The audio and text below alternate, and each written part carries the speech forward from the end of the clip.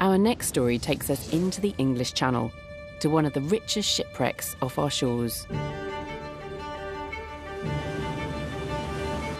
The Goodwin Sands are notorious as swallowers of ships. Today, the remains of over 2,000 wrecks litter the area.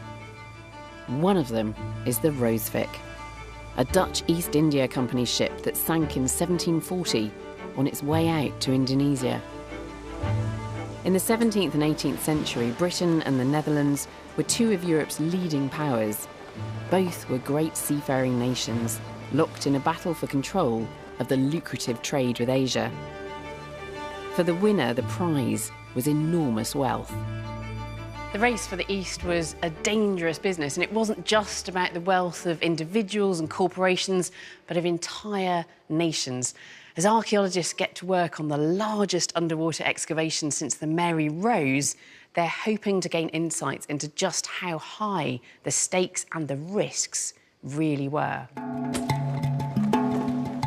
The East India ships were stuffed with incredible riches to trade with the Far East. What makes the Rooswijk so special is that it sank with all of its cargo and nothing was ever salvaged. Now a team from historic England and the Dutch government is investigating. They hope to understand more about these trade routes and the level of financial risk taken by the traders on each voyage. Underwater archaeologist Martin Manders is leading the team. We're now on board of the Schelling, which is our research ship, and we're just right above the shipwreck. Within 3 months we have to excavate a very large ship. Well, luckily we only do the stern part of the ship. I think people will be amazed at what we bring up. The team have decided to excavate the back half of the ship because it is the best preserved section. Part of the cargo hold is located here, so they're confident they'll be able to find evidence of what the Rooswijk was taking to the East Indies. But excavating a shipwreck on the perilous Goodwin Sands is a complex operation.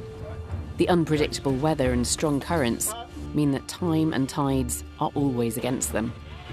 In late August, after months of preparation, they finally begin the diving operation.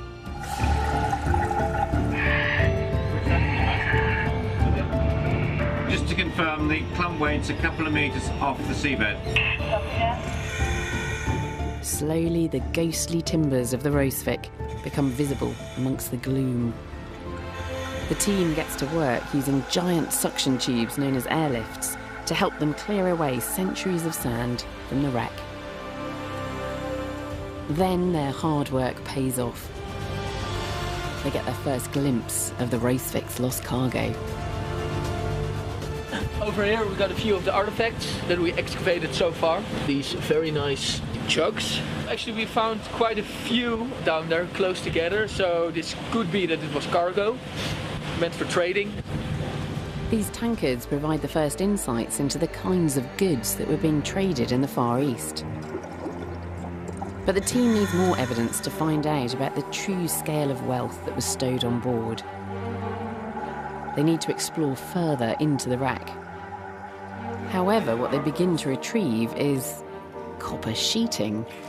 There wasn't much that the people needed in the Dutch Indies, but what they did need was building material. So a lot of raw material, copper, also a lot of just normal bricks. They were weight, so they were ballast, but in a way they were also goods to be sold. These discoveries are important evidence of how the British and the Dutch built their settlements in the East. But they weren't just out to build colonies. The real reason for taking such risks, with an 8-month voyage across pirate and storm-ridden waters, was trade. The key mission of these ships was to take out wealth from the Netherlands and Britain and bring back riches from the Orient. Exotic goods like spices and textiles, items that were worth a fortune back in Europe. Historical records suggest that this ship should have been laden with silver currency, but the team hopes to discover the true scale of the investment involved in a single voyage.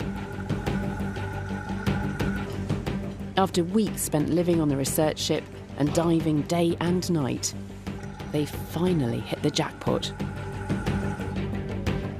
We find loads of coins. We have silver from Mexico, but we also have silver from the Potosi mines in Bolivia.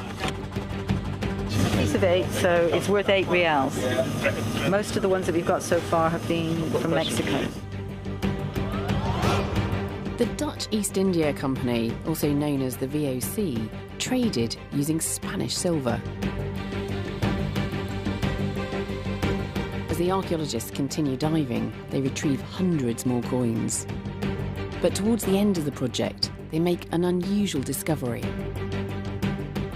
They're coming in clusters, yeah, coming in clusters. Not all of the coins appear to be official Spanish currency. We've only just started uncovering these ones. A lot of the money that's been recovered has been the Spanish money so far. I believe these are riders. These are Dutch coins. This leads Martin to a surprising conclusion. He believes that the Dutch money belonged to the crew themselves. But I think we're getting to the personal stuff because of the coins that are so different from the cargo coins of the VOC. So we're getting to personal belongings. Really interesting. So why were the men on board the Rooswijk transporting such large quantities of personal wealth to Indonesia? I've asked Martin to come into the lab with this extraordinary haul of silver coins. I'm just amazed at what a huge amount of wealth went down with this ship. I mean, this is like a floating bank. Yes, well, in a way it was. We know that it had 36,000 coins from Mexico, the pillar dollars, on board of the ship. The VOC would take a lot of coins with them from the same kind of date, very shortly before the VOC would go out. So we think that looking at the date, 1737, just before the ship went out, we think this is the money they took along with them. So that's kind of official business, that's official VOC money. Exactly. Yeah. And it is 8 reales, so a piece of 8, as they say. These coins we find here have a much older date. And these are ducatons from the southern Netherlands. And these are from 1619, so 120 years before the ship sank. So where are these early coins from then? Exactly. Well, they were smuggled. They were smuggled on board. And why would they smuggle money? And who would smuggle money? Well, it's actually everybody, from the captain until the most simple seaman.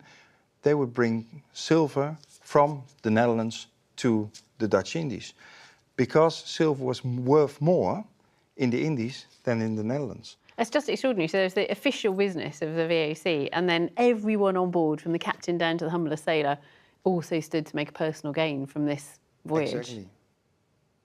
But Martin also believes that smuggling played a significant part in the final demise of the East India companies.